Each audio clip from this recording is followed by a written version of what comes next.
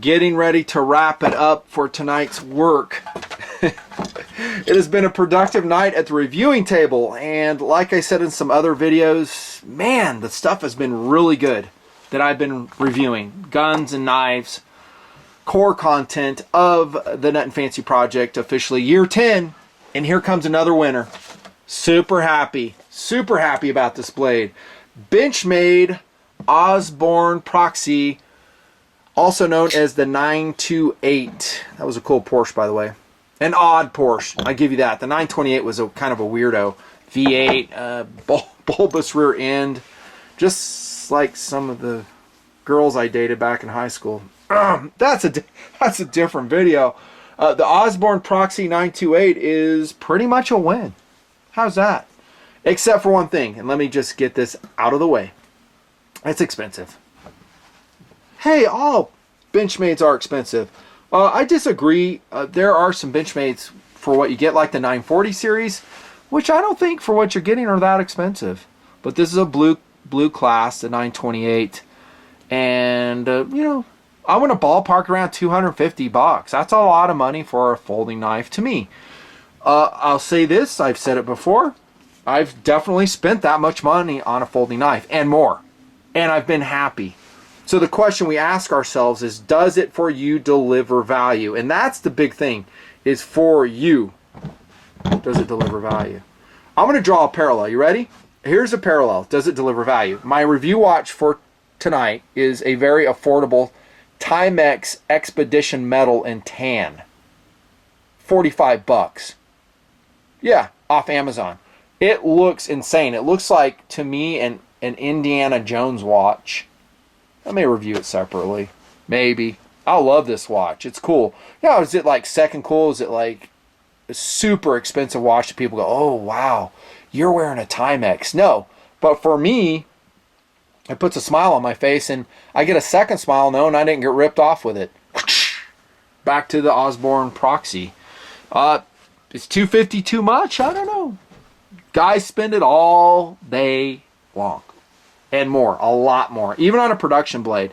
I would like to see it priced around $150. That's me. It ain't going to happen.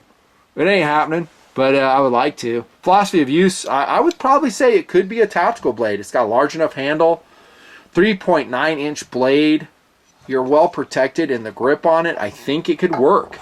EDC blade, it's kind of on the large size, but a lot of guys do it. And I've been doing it lately with the Endura series. So yeah, totally EDC. Collectible, production variety, yep. People will collect it all day long. All day long, they do. Will it ever go up in value? I don't know. Depends. If they were to discontinue this immediately, it definitely would. A lot of production knives kind of go on those lines. How about size, weight, and feel? It's a little bit heavy, but it is a larger knife. 5 ounces.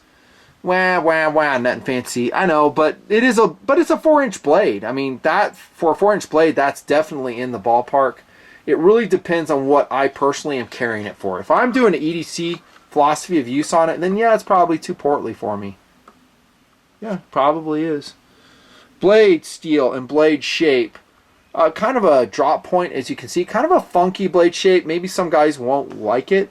The steel is something I really don't have much experience with, but I'm pretty sure it would rock, and that is a CPM20CV Charlie Victor.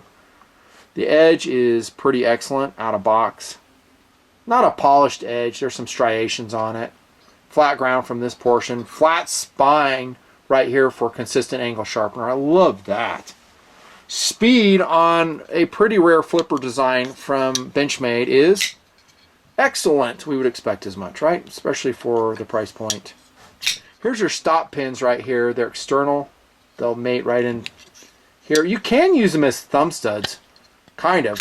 They're occluded though. As you can see, I kind of had difficulty doing it. Your fastest deployment method will be either a shakeout, have to do that off camera, or a conventional flipper deployment. Let's look at that flipper, by the way, because I'm pretty particular about my flippers. Excellent. Don't need jimping on a flipper, that's for dang sure, and I don't need sharp edges. None on the Porsche 928. Whoops, I meant the Proxy 928. Yeah. Thrust bearing washers were told on that. Let's look at the lockup on it. Would you expect anything less than perfection? No. Adjustment on one side only, if you care. There's no stabilizer right here, which, as you see, I always do this with my frame locks. I'll come out so I don't hyperextend the lock bar.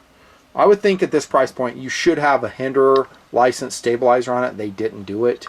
You do have an adjustment locking surface right here. Your lock face can be adjusted for wear. There's a timing as you're looking at it. And it's not titanium on steel, so you won't have any hang-ups on it. I love how on this side you're looking inside the handle. There's no stainless steel liners. Well played, Benchmade. Titanium on that side. This is a beautiful G10 right here. The sculpting you can see. Are there any hot spots or sharp corners? Not really. Not really. In hand, feels pretty good. I mean, I would like to see this edge radiused a little bit. Would I sand it myself?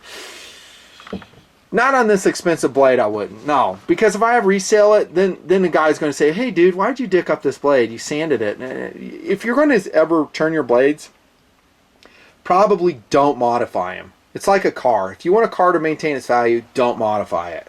Too many guys get it wrong, so it has a bad reputation. Hey, it's modified. It's awesome. No, it's not.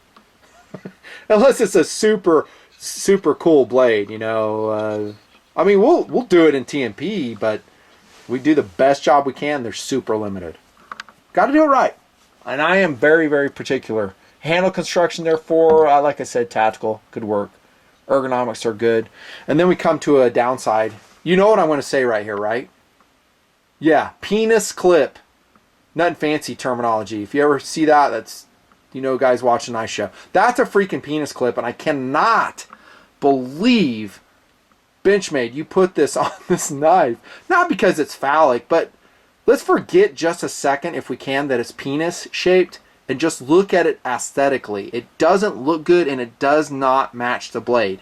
If you want to go see clips that match the blade, look to Kershaw. Not always, but sometimes. Sometimes Kershaw absolutely gets it right, and I'll show you a knockout to prove the point. That matches the blade. If you look at Zero Tolerance, their clips, they match the blade. This one, out of sorts. And I'm sure earlier in the video when you saw it, I bet a lot of guys were like, oh, freak. Come on. That's a clip. And that criticism is well deserved. I hate this clip on the knife, obviously. It does not carry deep. It should be like the one I just showed you on the knockout. A deep carry, low ride clip.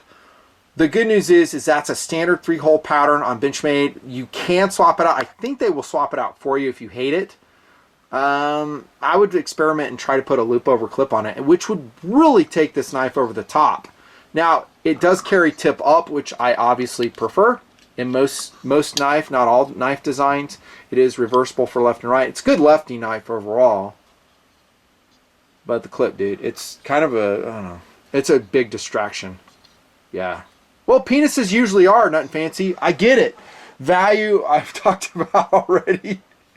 You could do a lot with $250, that's for sure, and buy a lot of different blades for that amount of money. I get it, but it is a blue class Benchmade. They are typically very expensive. It does possess a certain cool factor. I like the overall knife. I really do.